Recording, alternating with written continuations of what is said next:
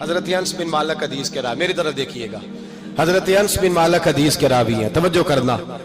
کہتے ہیں ایک بی بی حضور کے پاس آئی، اپنا علاقہ چھوڑ آئی، آ کے کھڑی ہوئی تو اس نے کہا حضور میں خاندان بھی چھوڑ آئی ہوں، سسرال بھی، میکا بھی، ننیال بھی، ددیال بھی، میں ہر ایک کو چھوڑ آئی ہوں، میں جائیداد والی تھی وہ بھی چھوڑ آئی ہوں، مال دولت بھی چھوڑ، ایک میرا بیٹا تھا جوان وہ میں ساتھ لائی ہوں۔ سونیا یہ آپ کی نوکری کرے گا اور میں حضرت فاطمہ کی ڈیوٹی کروں گی، میں حضرت عائشہ کے برتن دھویا کروں گی، میں بھی نوکری کروں گی، حاضر ہے۔ فرماتے ہیں رسول پاک نے بچہ اصحاب صفہ میں رکھ لیا، اصحاب صفہ میں، اور بی بی کو نبی پاک صلی اللہ علیہ وسلم نے عورتوں کے ساتھ متعین کیا۔ حضرت انس کہتے ہیں وہ نوجوان بڑا پیارا، بڑا میٹھا، بڑا دھیما، بڑا وفاشار، وہ سبق اچھی طرح یاد کرتا، وہ نماز دلچسپی سے پڑھتا، وہ حضور کی باتوں کو غور سے سنتا، وہ رسیلا، وہ سنجیدہ، وہ کم گو، وہ میٹھا، وہ پیارا۔ کہتے ہیں بڑی دلکشا طبیعت، اس کی مقناطیسی سی شخصیت، طبیعت کھنچی چلی جائے اس کی طرف، بڑا حسین و جمیل وہ نوجوان۔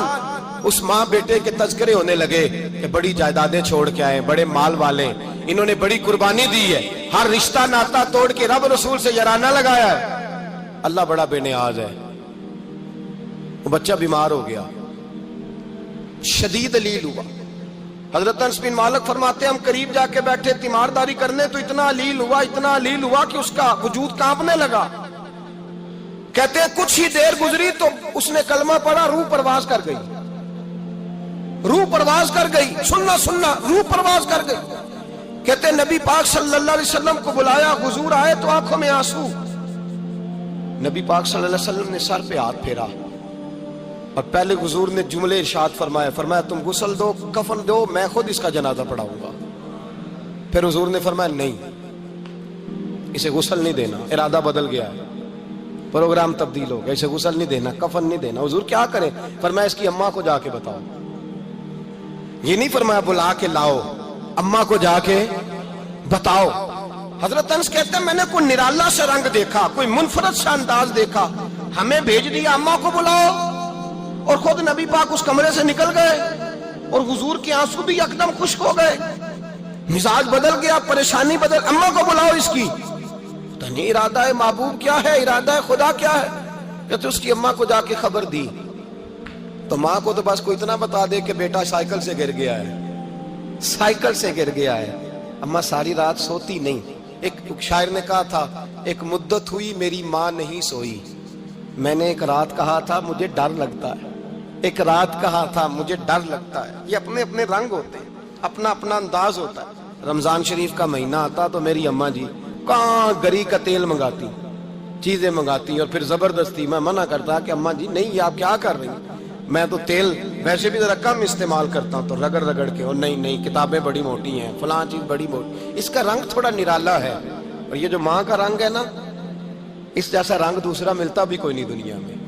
یہ اپنی مثال آپ ہی ہے۔ اماں کو کہا تیرا بیٹا، اماں ذرا دوڑی، گری، پھر اٹھی، پھر گری، پھر اٹھی، پھر گری، روتی ہوئی آئی۔ کہتے ہیں پیچھے وہ روئی، لیکن جب بیٹے کی میت کے قریب آئی تو اب نہیں روئی۔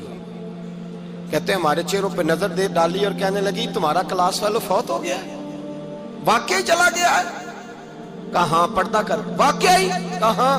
کہتے ہیں اماں نا زمین پہ بیٹھی اور پہلے اس نے بیٹے کے پیر اٹھا کے چومے، پھر سینے پہ رکھے، پھر وہاں سے اٹھی اور ادھر آئی، سر سجدے میں رکھا اور دونوں ہاتھ اٹھا کے کہنے لگی اے اللہ میں دولت کے لیے ایمان نہیں لائی تھی، اے اللہ میں جائیدادوں کے لیے کلمہ نہیں پڑھا تھا، مولا میں تیری بارگاہ میں آئی تھی تو میں تیرے اور تیرے رسول کو مان کر آئی تھی، خدا بندہ میں نے میکے چھوڑ دیے، سسرال چھوڑ دیا، ننیال چھوڑ دیے، ددیال، وہ دشمن تھے سارے دین کے، چھوڑ کے آئی، میں نے آرزوؤں کا بڑا مکان بھی چھوڑا، خدا بندہ بیٹے نے جانا تھا، مجھے شکوہ کوئی نہیں، لیکن خدا بندہ اب میرے سارے کہیں گے تو نے کلمہ پڑھا تھا تو تیرا بیٹا ہی چلا گیا، اے اللہ کی اگر تو نے دل مسلم کی دل جوئی نہیں، تانا دیں گے بت کے مسلم کا خدا کوئی نہیں، اے اللہ میرا یقین کہتا ہے کہ اگر تو مارنے پہ قادر ہے تو زندگی دینے پہ بھی قادر ہے، خدا بندہ کافروں کو راضی نہ کر، وہ خوش ہو جائیں گے، وہ مجھ پہ تانے کسیں گے، پھپتیاں کسیں گے، اے عرش کے مالک रहमत का दरवाजा खोल, मैं तेरे नबी की बारगाह नाज में रहती हूँ, नजर फरमा।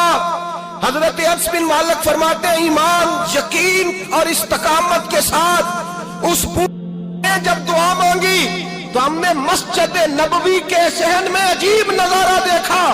एक माँ ने दुआ मांगी तो बेटा उठ के बैठ गया। कहते हैं बेटा उठ के बैठ गया, कलमा पढ़ते वो उठ के बैठा, माँ ने सीने से लगाया और माँ और बेटा नारे लगाने लगे, लोगों सुनो, कुरान भी सच्चा, इस्लाम भी सच्चा, अल्लाह भी सच्चा, ये मस्जिद नबी सच्चों का घर, और सबसे बढ़ के अल्लाह का रसूल सच्चा। अल्लाह के रसूल सच्चे, महबूब सच्चे, मस्जिद में रहने वालों में सबसे बढ़कर सच्चे रसूल कायनात सल्लल्लाहु अलैहि वसल्लम का दीन सच्चा। फरमाते रसूल पाक को खबर दी तो महबूब ने मुस्कुरा के फरमाया, मेरे रब की ताकतें बड़ी ज्यादा है। इन्नल्लाह अला कुल्लि शैइन कदीर, अल्लाह की ताकत बड़ी है। ईमान था, यकीन, इस्तकामत, बच्चा उठ के बैठ गया। हजरत अनस कहते हैं वो हुजूर के जमाने में भी हयात रहा, विशाले ज़ाहिरी के बाद हजरत अबू बकर के जमाने में भी मौजूद रहा, उमर के जमाने में भी मौजूद, हजरत उस्मान के जमाने में उसकी माँ का इंतकाल हुआ, उसने अम्मा को दफन किया और माँ के बड़े अरसे के बाद उसने पर्दा किया। जब हम उसकी तरफ देखते थे ना, देखते उसकी तरफ थे पर हमें उसकी अम्मा का ईमान याद आ जाता था, हमें यकीन, ओ भाई कभी तूने रब करीम की बारगाह में सर सजदे में रख के मांगा ही नहीं, तू कभी आया ही नहीं, वरना उसके दरवाजे से कोई खाली जा सकता, सवाल ही नहीं पैदा होता कोई खाली जाए, कोई जाता ही नहीं, वो भेजता ही नहीं, उसका अंदाज ही नहीं, उसका ये करीमाना अंदाज ही नहीं, वो भेजता ही नहीं, वो तो नवाज देता है। ईमान, यकीन, इस्तकामत अपनाइए और ये अपनी जिंदगी में अल्लाह तबारक व तआला के साथ जुड़िए।